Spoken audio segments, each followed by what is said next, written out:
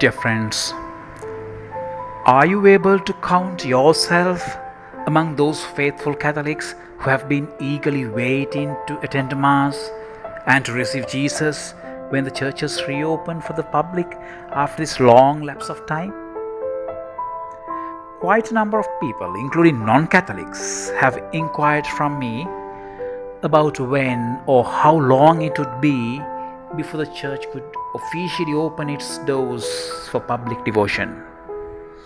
Some even asked me if they could at least receive communion or if they could even visit the church. All of this is a very good testimony of love for God. This has been a trying and testing time for all of us, and especially of our faith, which has been tried and has withstood the test of an indefinite period of time. The past 3 months or so was indeed a very unusual time for us. Usually, it is God who waits for man to come back to Him. God has always been waiting for people to return to Him.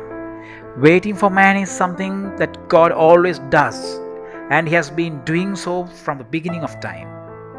Therefore, in this situation, for God, waiting for people congregating to pray in communion with one another would have been nothing strange or difficult.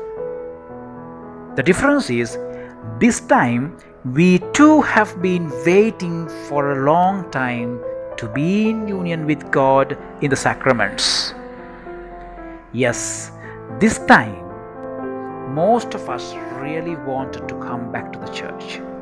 For God, what matters is the spiritual bond or becoming one with Him in spirit. God gave us His Son to establish that relationship for always. Jesus, who is one with the Father, gave us His body and blood to maintain His deep spiritual union with us.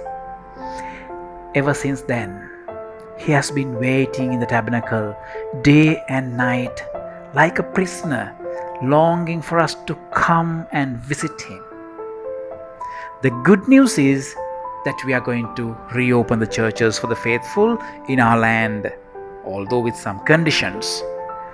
But the more heartening news is that Jesus had been waiting as always to welcome us back into His house, to be one with Him yet again in the sacrament of His love. The best image of God waiting for man was impressed in our minds by Jesus in the parable of the prodigal son.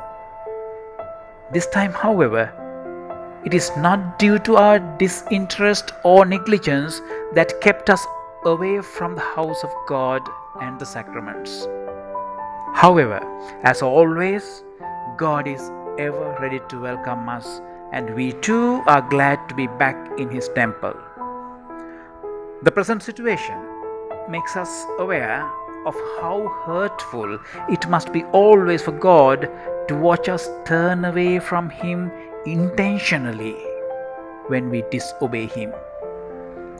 This causes so much sorrow to God and is harmful to our relationship with Him, much more than what happened with this situation we had to endure these past months.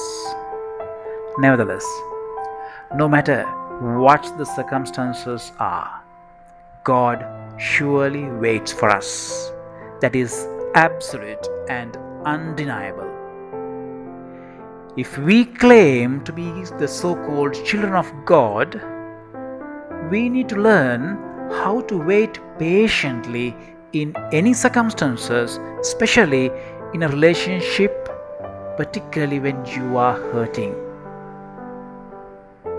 Waiting will nurture endurance and perseverance in us, and we could grow to be like Him. That is a true testimony to God's love for us, and that is living up to the likeness of God with which we are created.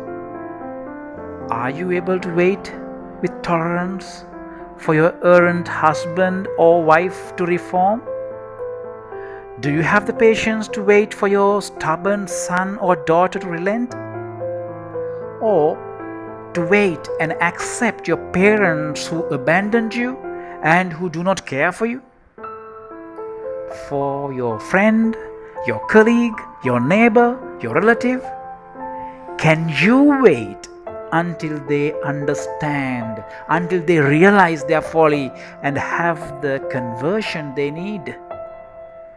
And if we truly believe that we consume Jesus in His body and blood and become one with Him, that we should be like Him, then we too can have the forbearance to wait like He always did, like He always will. Because true love is enduring. Amen.